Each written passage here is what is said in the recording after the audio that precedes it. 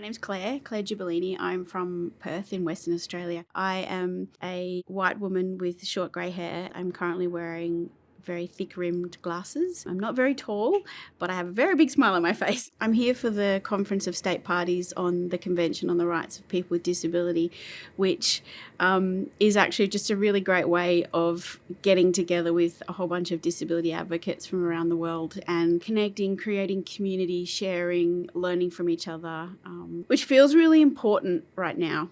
I have a very distinct focus and interest around gender and climate change and disability and the intersections, and also around disaster risk reduction. I'm the co-chair of an organisation called Inclusive Rainbow Voices back in Australia, and we are an LGBTQIA plus disability organisation. I'm also a volunteer firefighter and spend a lot of my time, unfortunately, doing some of that work, but I use that as a tool to try and be a better advocate. So when I can go to organisations that are supporting people and communities through disasters, I can speak a kind of a different language because I'm also a person that wears a uniform as well as a person with disability. So it gives me a really good understanding of the challenges that our community face, but also the challenges that the first responder community faces and the systems face as well, because we are really at risk in these situations from so many angles. I want to try and do everything I can from the very privileged position that I sit in. There sometimes is a bit of a myth that people with disability hold that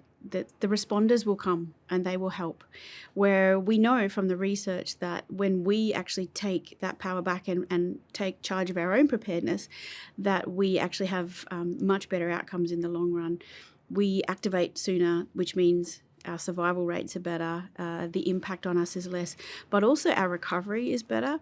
One thing that's not often talked about is after a disaster, it takes people with disability a lot longer to recover from that, financially, physically, emotionally, in most areas of their life. So for me, a huge piece of the work that I do is getting our community thinking about getting ready early and reacting early, and it keeps us safer in the long run. Whenever something happens, we are I'm going to say this, and it's really hard for me to say it because I get quite emotional, but we are the first to be left behind and we are the last to be rescued in a lot of cases.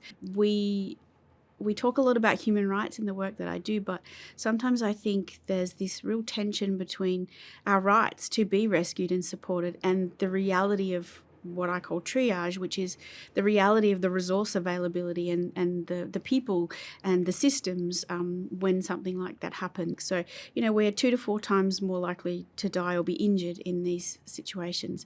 Vast majority of us don't have people that can support us to get out safely if something was to happen. We're not actively involved in system design and solution design for these situations, and which means ultimately we pay the price in a much higher way than others. We're tired of burying people that we don't have to, and so we really want to try and do something to address that. When it comes to the evacuation procedures, often we are sort of told just stay in place and someone will come, but that's not always the case. I even have a friend who was told when we were traveling on a plane, we were like, how will you get her out if something happens? You guys go and we'll get her out. And we're like, yeah, actually, no, we're not leaving this person that we care about to sit here on the plane while we go down the slides. It's not going to happen. Part of what I do is also trying to advocate on that side of the virtual fence, I guess, is to get them to think about how to include us from the beginning of the design, not create a solution and then try and retrofit for people with disability, get us involved in the original design, because a lot of the decision makers don't realise is that if you design solutions that support people with disability, you end up with like almost a universal design, and it suits lots and lots of other people and addresses lots of the other questions or problems that you have. Our inclusion is more than just a moral imperative. It's actually a strategic imperative. At a time where everybody's got less resources and more to do, bringing us in from the beginning actually kind of saves you money in the long run, and it comes up with much smarter solutions. Australia, we are in a very privileged position in our country where we can have good conversations with leaders. We can directly reach out to our government and they will engage with us. The conversation last year was about pushing forward the rights of women and girls and gender diverse folk with disability. This year it was about let's not let them take anything that we've already got. And so for many of us, that's the focus, is actually holding the line while we continue to try to push forward. We're also focusing on, solidarity and how can we support other people within Australia, but also other organisations around the world to continue to have their voices heard. I have the opportunity to lead a board that is mandated and funded by the federal government. The mandate is that we have a board of people with disability, and we've also managed to have most of our staff be people with disability in Australia, and to sort of be disruptors almost in the way that research about our communities. I was also very fortunate to be the chair of Australia's very first ever national autism strategy. I was an equal co-chair with equal decision-making power alongside the government organisation. You might not get funding unless you can evidence that you're supporting people with disability and putting them in those positions of leadership. So we've still got a lot of work to do, but I feel really privileged that we at least are on the path and we are starting to see that representation. So one of the things that we're really fortunate as well to have happening in Australia is some really robust conversations about accessibility and what it actually takes for people with disability to be like active participants, not just kind of consulted. The accessibility in terms of the true cost of participation in these things. A person without disability to attend an event pays for one airline ticket, pays for one ticket to a conference, pays for one hotel room. But if you're a person with a disability who needs support, you're paying for 2 airline tickets and 2 hotel rooms and 2 conference tickets sometimes.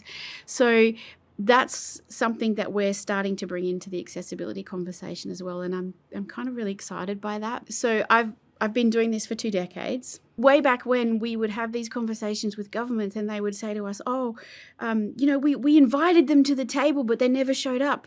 It's like, yeah, because you didn't understand what it cost to be there, to be at the table.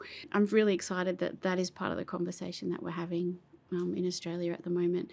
And I'm starting to see it filter into other nations as well. But like I said, a long way to go. I think what has happened to our community for such a long time is people have kind of come in with things that they want to know about, and they've kind of researched us, and it's been very extractive. So they have these conversations with us, they get our information, they get the data, they kind of wander off with it, write their papers that sit behind paywalls that we can't get access to, and we never know the outcome of that, and that's that is really, really extractive. So what I'm seeing, and part of the work that we're doing to put us in that co-leadership position, to have us design the research, for the call to be that the research is actually about the things that are actually going to benefit our lives. The data and the research is what the policy makers use to decide things like funding programs, the size of funding programs, budgets, investment in the future, or identifying problems that are emerging. You can't build good policy off bad data, right? All you're ever going to do is have mediocre policy of bad data that we're then going to have to spend the next X amount of time advocating against. Having us have a voice in what gets researched, how that's done, so that it actually is truly reflective of the community. We need to then have access to the data or the research that comes out of that. Whether or not we are policymakers, whether or not we are advocates, if it's about us, it has to be available to us. And it has to be available to us in formats that we can access. Not just sitting behind a paywall, but also in plain English, in Braille or Auslan, in easy English, easy read, all of those things. It should be a tool that we can use then to advocate for the change that we need. And too often, that is not the case. Even in my role as a policy officer, I can't get to a lot of the research unless I go to someone else in my team who's doing a PhD and thus has access to a university library.